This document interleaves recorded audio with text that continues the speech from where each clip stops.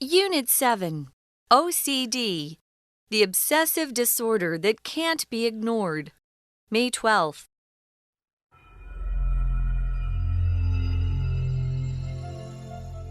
We all have that friend who seems obsessed with keeping things neat and organized. Whether they color code their sock drawer or are compelled to arrange their things in a particular order, they're likely to shrug off their quirks by saying, "I'm really OCD sometimes."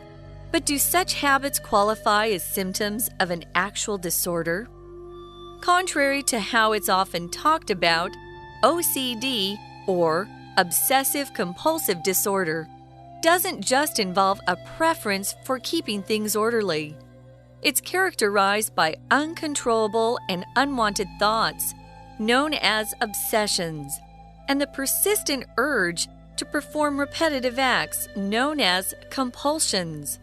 For instance, an obsession might be the assumption that certain numbers are good while others are bad.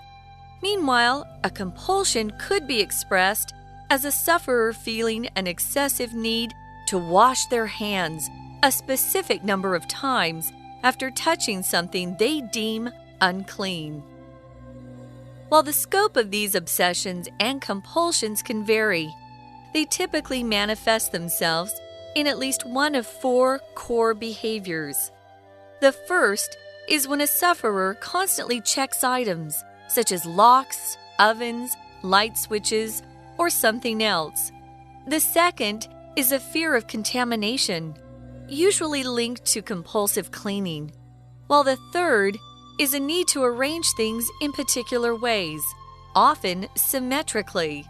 Finally, a sufferer might be tormented by spiraling thoughts, with violent or disturbing images playing over and over in their minds.